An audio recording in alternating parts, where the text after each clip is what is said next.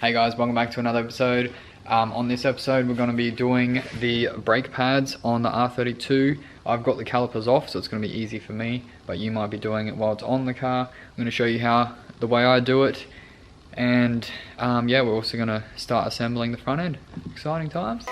Tell me, is it whack up in the air, rapping scattered off the gear? I can map him, get he is like a tracker, get distracted, send him back like in the mail. Not a fraction of them real, catch him lacking, run the drill, bro. Running through the shit like a motherfucking day.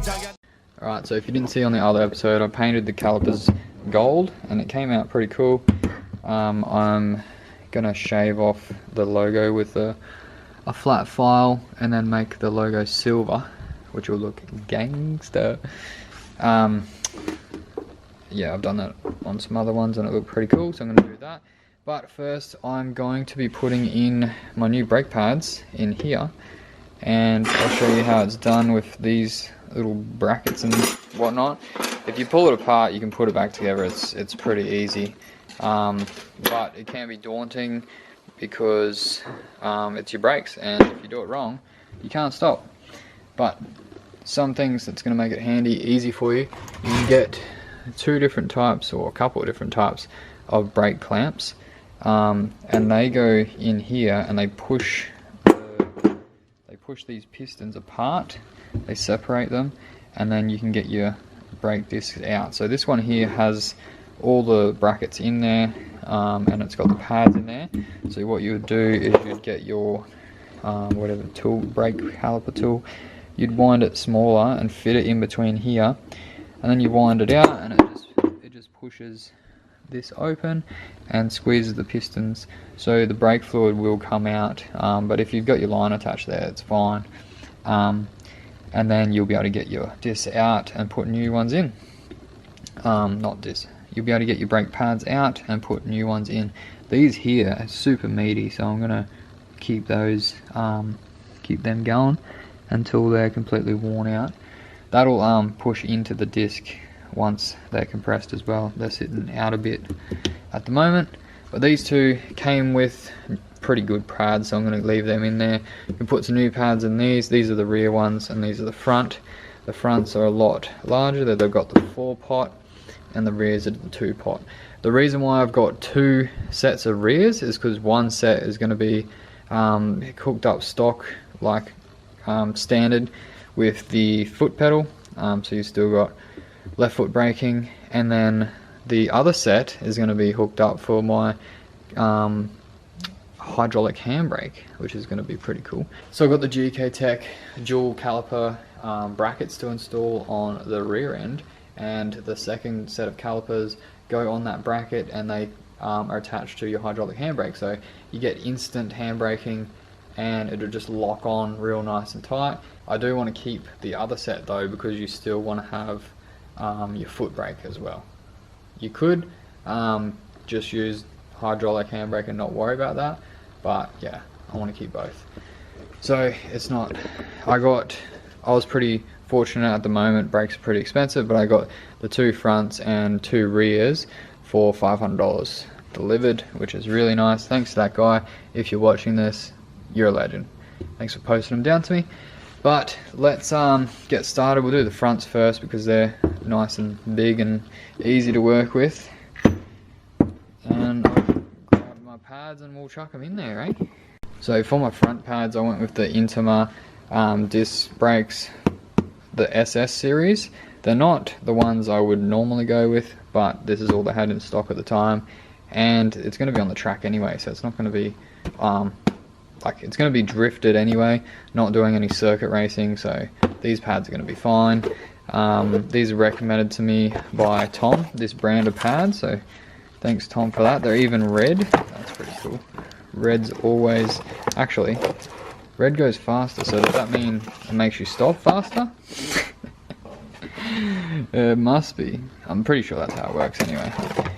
So these are nice and shitloads of meat on there, compared to, I'll show you my old pads. So these are the rear pads that just come off the 180 the other day, and there's literally nothing left on there compared to that thickness there. So got a good good lifespan out of these ones, that's for sure. So with your brake pads, they do have this little metal bracket here, and that's an indicator for when this pad wears down, it'll get to this little bracket here, and it will start making a squealer noise. These are called the squealers. And when you're on the squealers, you can go a fair bit more, but then you have to keep checking them, because if you get too far, you're going to have no pad, and then your discs are going to crack like mine did. Pretty sure that's what caused it, plus circuit racing as well. But yeah, so that's a cool little feature, eh? It's pretty gangster. But yeah, literally these pads here are all that stops your car. Just jamming these pads against the disc, which is pretty interesting. You'd think there'd be something else that would work better, but no, that works bloody good. So it's easy to work from this side, and you want to lay your discs in here like this. Just sit them in there like that, and then there's a hole here that these go through. They're just like a long screw that goes in there, and then that holds it in position. So that's going straight through, all the way through there. There's another one on this side, and then there's this crazy looking bracket that goes underneath. One side goes underneath one of these screws, and the other side hooks underneath there, and then the pressure of that holds them in place. And once you put your foot on the brake, once it's in the car, the pistons will push and it will squeeze against the pad and hold it in position. So let's just put that together now.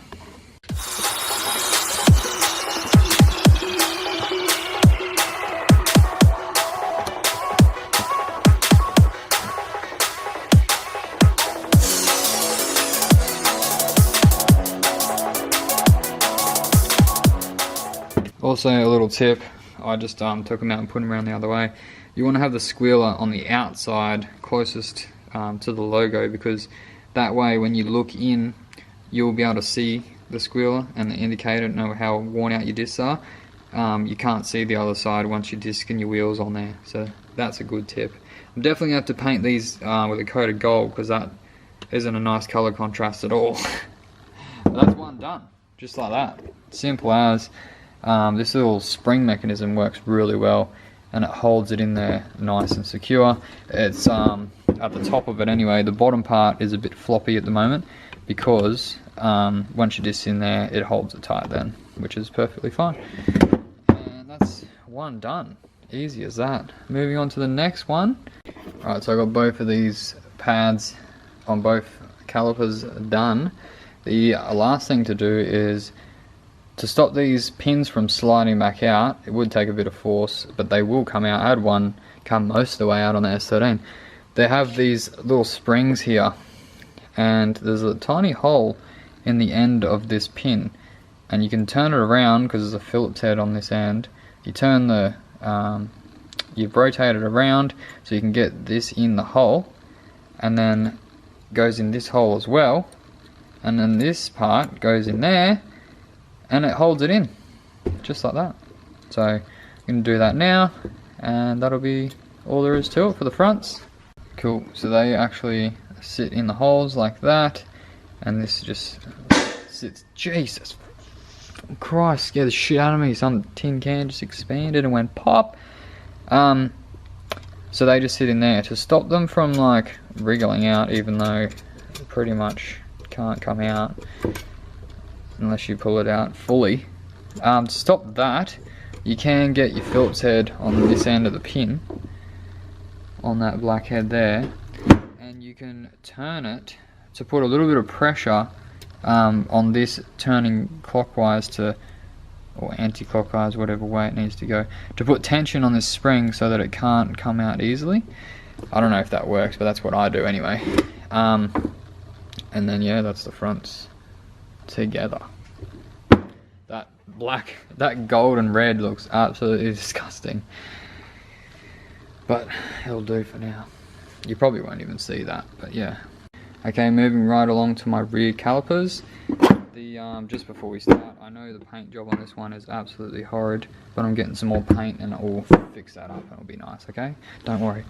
So I'm going to pull apart the brackets here, take these off, and put my new pads in. I just went for the cheap of the cheap, Bendix from Super Cheap Auto, and these are the little baby pads that go on the rear. Yeah, they're pretty tiny, but they do the job. So we'll put them in now.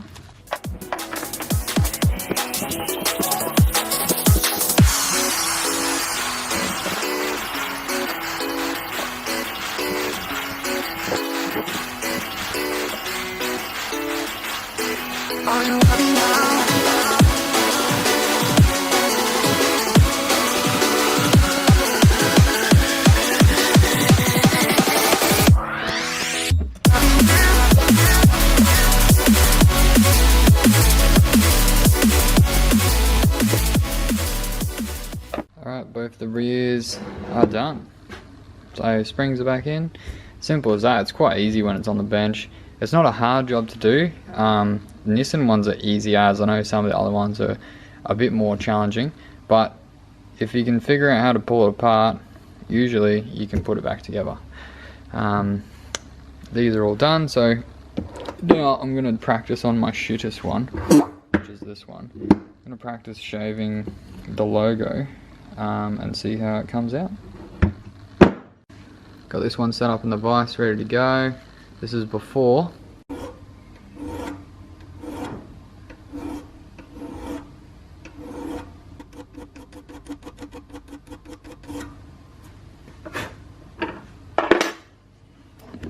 Beautiful. And that's after. So you only have a limited amount of times you can do this for, because yeah, obviously at some point you'll get to no logo. But it does come out pretty good. Don't mind the shit paint job. I'll be doing this one again. I just wanted to try it out to see how it would go, and yeah, it looks sick. So let's have a go at doing the rest of them.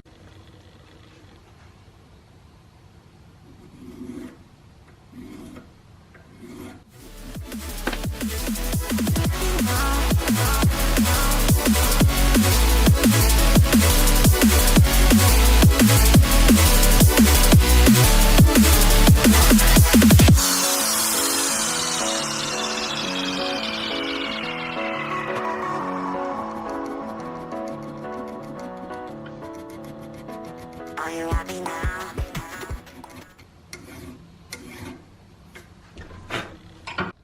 Alright, so it turned out pretty good. My file's not the best, and I kind of stuffed up here and here, but I can touch that up. But it came out pretty sick, like gold and silver. That looks cool. I like that.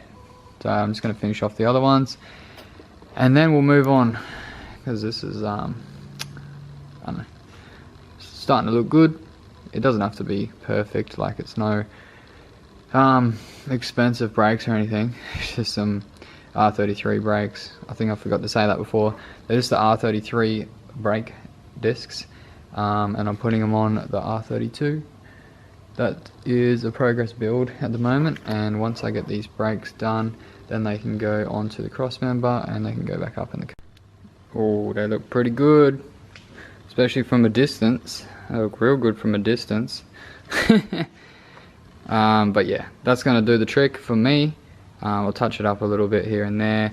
But moving on from that, so that's how to do your brake pads. Pretty simple. So if you're needing your new brake pads put in, have a look at them, see if they're a similar design, because now you know how this one works. And then if it is, if it's a Nissan, they'll be the same as this. If it's another brand, they might be slightly different. Then you sort of figure out how it works, and you can have a go yourself. If you're feeling confident, if you're not, take it down to the mechanic, because that's all mechanics do, is brakes and oil. They love it. Nah, they do other stuff too, but that's mainly all they're doing. Charging people to do brakes and oil. But yeah, the other day, I just started grabbing a few arms here, started whacking it together. I haven't put the bolts in yet, but it's gonna be sick. Like, it's gonna be freaking sick. I've just got to suss out if these, and not these tie rod ends, because I've got aftermarket ones of these, but the inner, I just need to unwind this and see if it's going to be long enough. But then again, I do have extenders Oh yes, that's going to be mint. The high misalignment arms that the GkTech ones that I got, they've actually got these extender spacers that I'll show you in a minute, and that makes your tie rod longer. That's going to be sick. Sick. So good. So I know I can get the exact length that I need, because at the moment the angle of the wheel is going to be facing like that, and that's not going to work because this one's going to be facing like that, so you're going to be not going far. Tires are going to be going nuts. So yeah, I'm going to take that back off again, and yeah, chuck the high misalignment tie rod ends on. Nice, that was really good. I've been having issues with fitting the GkTech camber arms that go in here. The space in between here is too small for the camber arms to fit in there, and I've been back and forth with GkTech, and they've proven that the problem is these arms and not their camber arms, camber bloody things. So I'm gonna have to shave down the insides here enough to make it fit. I think these might have been bent in at some stage, but kind of tried to bend it out as much as I could, but still won't fit. So I'm gonna have to work on that, and then that's the last thing. Then I can put the wheels on, and the front section will be done. I ended up getting the so the S13 solid steering rack bushings from GkTech. I ended up making them fit on this rack. I'm not sure what this rack's from, but I'm pretty sure it's an R32 one, because it's got the high cas on here, and the 180s wouldn't have that, I think. S13, yeah, S13 wouldn't have high cas at all. So it's definitely not an S chassis steering rack, and the reason why I'm saying that is because GkTech says that this will only fit on an S13, 14, I think 15 as well, but it fits on here, which is mint, because that'll never move, solid as.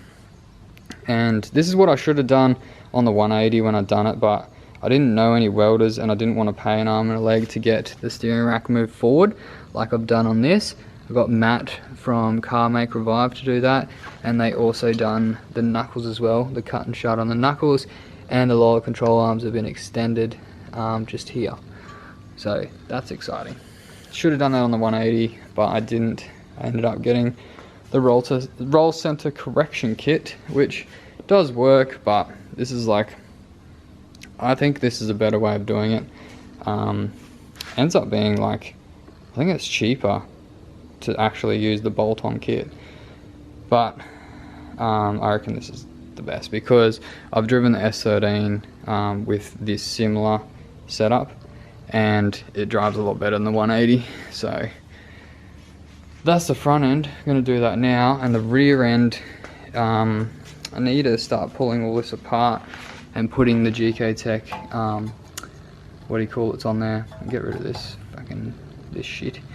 The GkTech dual caliper bracket on here. So that's where your normal brakes bolt up to, and they go onto your disc. And then there's another set of these two pickup points that get added. I think they get added on this side with the GkTech bracket that bolts into here. So I'm gonna have to take all this apart, and I think there's a notch you have to take out of this stock arm, which is gonna be a fun little one, because I haven't done any of that before. But yeah, that's another one. And then I'm hoping to have the front and rear all together, put the coilovers in there, and then lower the car onto the front and rear at the same time and bolt it in. So that'll be cool. But first things first, I'm gonna do these high misalignment arms, and then I can probably bolt some of this stuff in now. I just had it sitting there just to have a look, but it all goes together quite easily. So getting on with that now. Alright, first things when you're working on the ground, kneeling pad, you got to protect your knees, alright? Protect your knees. Because, so this is your tie rods that attach to your steering rack. And it's the inner tie rod, this is the outer tie rod.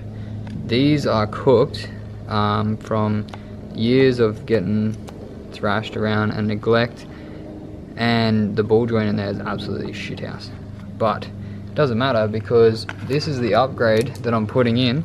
Because I have the extended lower control arms and the cut and shut knuckles, it's going to push my knuckle out, obviously at least that far, away from the standard position where it would normally be. So this here, it would reach it, but you wouldn't get much thread on there, and also it's going to change the angle of this steering rack, and then when you have this high misalignment aftermarket part that GkTech does, you can use these washer brackets here, washer spaces here, and you can space this up and down. It actually goes this way. You can put spaces on the bottom or the top, and you can position it where you want it. So that helps with your bump steer. So you want this steering rack to be as flat as possible. Once the wheel's on and it's on the ground, you want this to be horizontal as possible. So if I just chuck this straight on, it's going to be on a bad angle. When I chuck this on, I can put the spaces on there, adjust it to make it straight. Basically that's what it does. The other cool thing that GkTech does on this high misalignment kit is you can take this end piece off, and they have 3 different sizes of these that you can put on. So that's going to create, it's going to be extended. It's going to extend these. Well, basically it extends this part instead of having to buy the extendable inner part. So you can buy these that are extended, and then you cut them to the size you want. But they've got these, so I don't even need to buy that, which is sick. So hopefully that works out, and that'll be mint. I don't know too much about this steering rack and what this is. I'm thinking it's a stock 32, but that looks a lot thicker than the S13 one, and on the S13 you want to upgrade them because they just bend. Even if you just look at it, it will just bend. So I'm not going to upgrade these because they actually look half decent. Like, that's quite thick compared to your what do you call it, S13 ones, and that's what I'm used to. So don't think I'll even upgrade that. Hopefully it doesn't bend. But taking off the outer tie rod, this piece here, you want to loosen this nut off. That's the locking nut that locks up to here, and then this part spins around here. And normally if you were taking this off and going back on and your wheel alignment was half decent, you would count how many turns you did. So all the way around to there would be 1, and then you'd keep going and you'd count how many turns, and then when you go to put it back on, you do the same amount of turns back on, and then that'll give you the position of this in the almost the same spot, and then your wheel alignment should still work out alright. But since this is going to be like all over the place, changing a heap of things, I'm going to have to get a wheel alignment anyway. I'll do it by eye, but then yeah, it doesn't matter how many counts, and it's going to be way different anyway. So these extended parts go on here. I'm just going to put the biggest one on there to start with because I'm not sure what size I'm going to need, and then I can change it later once it's on the car if I have to. It'd be nice if that just worked out though. Take this one off.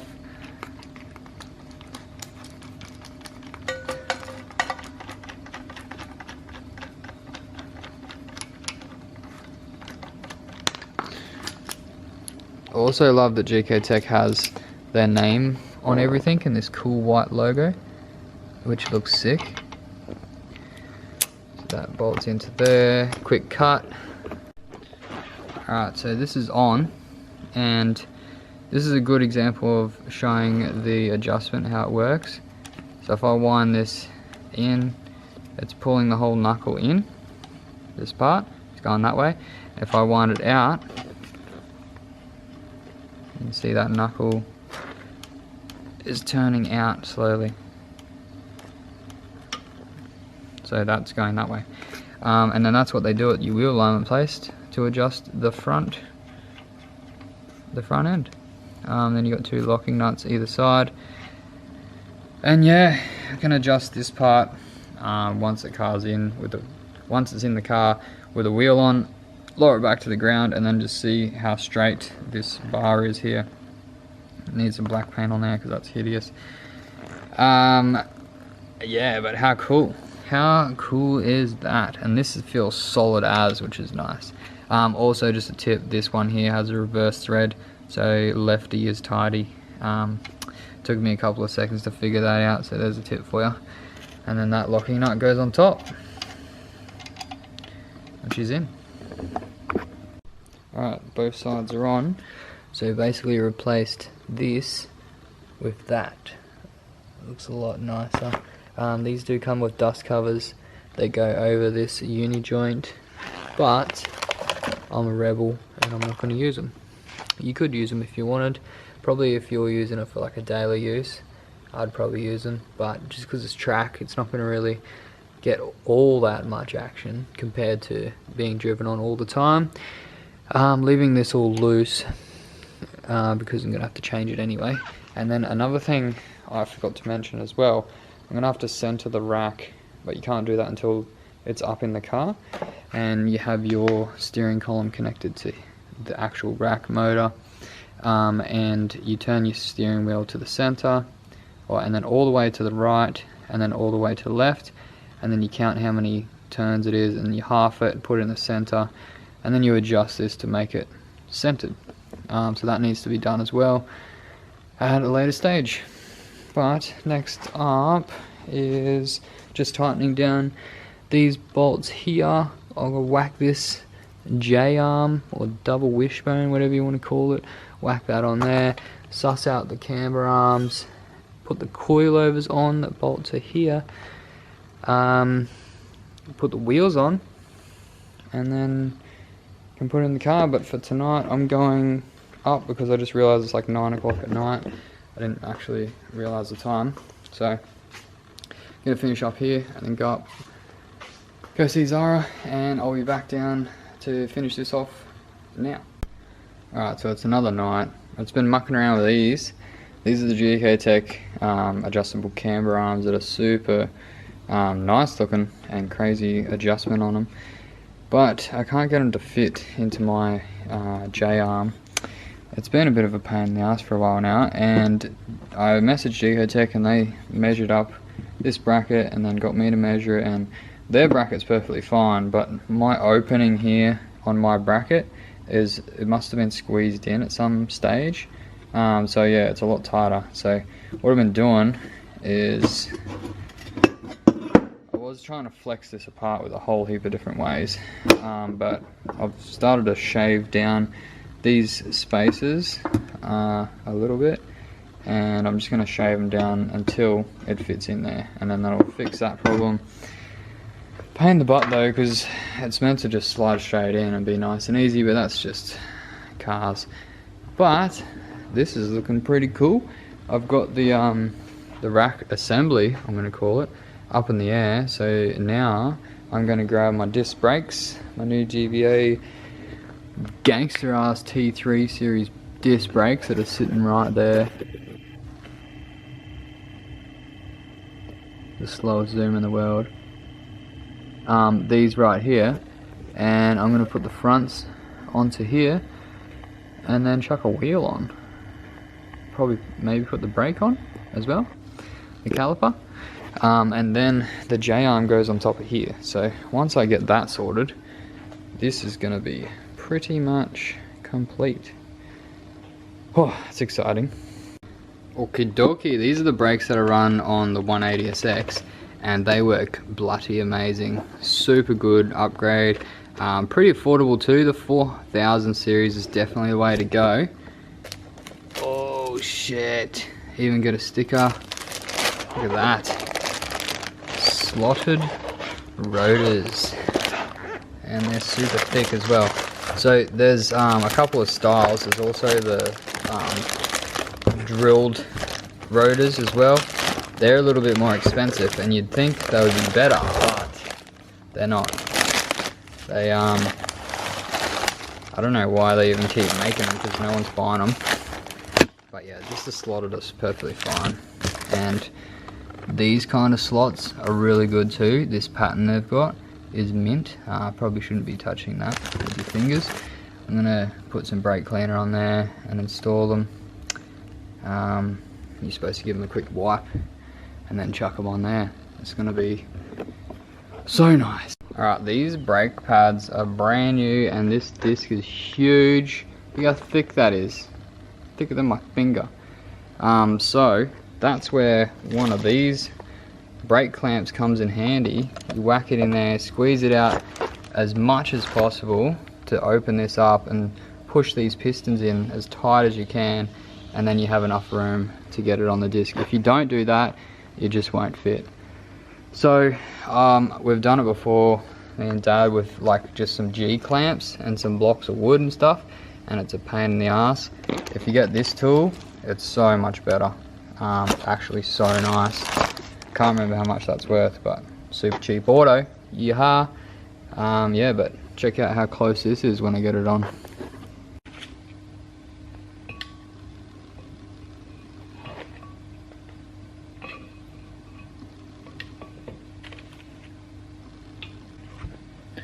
That is just beefy as. Oh, it's looking good. Whew. That's full lock. Oh, that's wild. Just from cutting shut. Right, let's do the other side. Man, that gold looks good, eh? Oh, it looks really expensive, but it's really not. Other side. Okie dokie, made it to the weekend. This episode's been going over a few days now, so the goal for today is to try and wrap this up. I've been speaking to my mate Nick. He's like freaking awesome fabricator. The dude has got some serious skills, and he has been building an R32 similar to mine, but just way more hectic on the scale of things. And very slow. He's doing everything like perfectly, really well done. And he actually welded up the catch can that's in the 180 at the moment. So I was speaking to him and I asked him, have you ever dealt with these GkTech camber arms? Like, what's the go? They don't fit in the bloody hole. Because last night I spent ages mucking around even more. I shaved these down. Even more to try and create a smaller dimension here so that it will fit in the gap, you know. And he said he had to shave them down as well, so I think it's just something you have to do when these aren't the exact shape that they made them for. So I'm going to shave these down, get these in, bolt these J-arms onto what we have here, which is looking really cool. So my camera died and I couldn't film for most of the day, but I've been playing around and I've got to this stage. Basically there's a whole heap of dimensions here that you have to measure out and make sure pretty much accurate. The main one is from here to here, and that gives you your camber, whichever degrees you want. They say to set it up to the stock, so you put the stock one here and set it up the same hole centers as the stock one, and then your wheel alignment guy can do it. But I'm pretty much guaranteed that the wheel alignment guy is going to look at this and just fucking lose it, because it's actually in the worst spot possible. It's located like right up in the top of here, where you would not be able to access very easily at all. So Nick worked out exactly, well, he had written down from when he did these on his car, and he worked out that 22 mil was like 4 degrees. So I've gone 25 mil to hoping for about 6 degrees. So that's that dimension, and then you got to measure out this and that, and then this dimension here. Make sure it's all good, and these are tight, and it's so shit.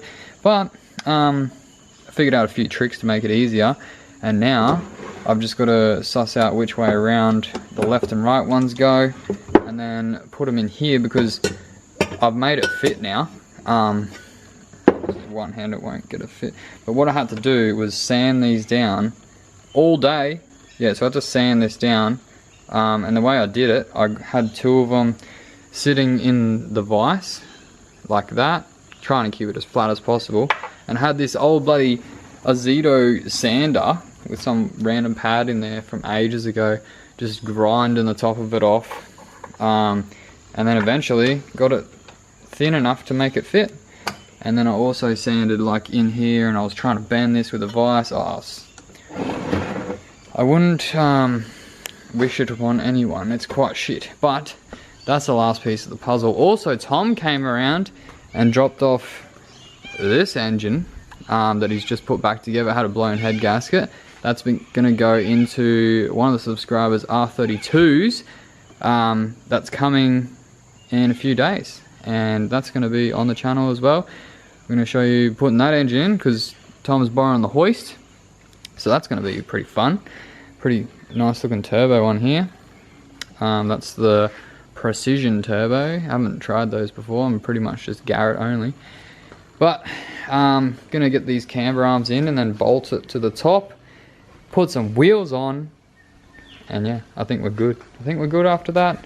Put some coilovers on if they don't fall over, and that's the front done. So I'm just gonna put these, I've done this one, I've measured it all out, it's 100%. Now I've got to make this one the same as that, figure out which way they go around, which one's left and right. It actually has it stamped in here somewhere. Yeah, left hand. So figure out that, and then yeah, that'll be done. So hopefully the wheel alignment guy doesn't have to touch these, and he can just play with the caster and line it up from there. And the camber, whatever it is the camber I'm going to be running, I'm pretty sure.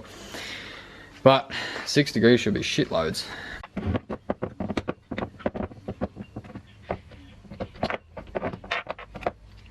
Alright, and that's how difficult it is to do these things. They twist and turn, and oh mate, I forgot to mention as well, you have to get these straight up and down at both ends. So if it twists a little bit, you have to loosen off and tighten it again while holding this dead straight, because if that's cockeyed, it's going to throw it off. So that was a little mission, but it's done now. So time to figure out how to bolt them in. Well, these are done. That's together, and hopefully it's right, because I don't want to play around with these anymore.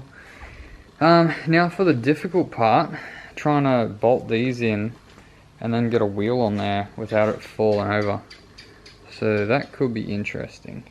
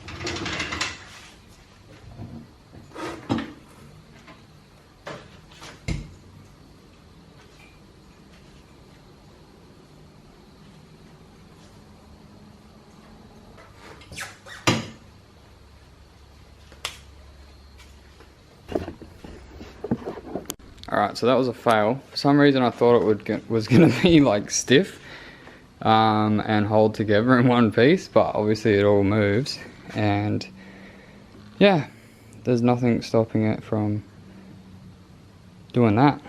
So I'm going to take the wheels back off, makes it too heavy. Yeah, I don't know, I tried it, didn't work. So I'll take the wheels off and I'll just push it around on the jack. Man, that sucks. At least nothing's damaged. It looks bad, but it's not. It's just, yeah, there's too much weight pulling it and shit. So, I'll take the wheels back off again. Jesus! Okay, got it back to this form again. And, yeah, that was an epic fail. It worked differently in my head, but I don't have any problem admitting my fails, and that's how you learn. So, make a mistake. Well, it's not really a mistake. You try something out. If it works, then hell yeah. If it doesn't work, try again. Try something different. Yeah, it's not the end of the world. Sometimes it sucks when it doesn't go right and you break things. That's when it really sucks. But I haven't broken anything, which is nice. But yeah, the front end's done as much as I can get it. And now to start on the rear end. For that, still haven't done anything with this. I'm gonna have to go up to Hayden's and get him to teach me how to weld, because that'll be nice. Got to weld in those bracings on that, and then pull these apart and install the dual caliper hydro brackets on that, like I was saying before, and then start assembling the aftermarket arms, because these arms are just stock and I've got aftermarket GkTech ones to go in. And then once the rear subframe's in, we can lower the shell onto both of them, bolt it all up and make it roller again. Yeah. So yeah, it's getting exciting, but that's the end of this one. Thanks heaps for watching. Make sure you hit the like button, drop a comment below if you learned something, or if you have some tips for me, please let me know. If you had a laugh, let me know as well. But yeah, we made some progress and it's looking sick. So hope everyone's having a good night, and I'll see you for the next episode.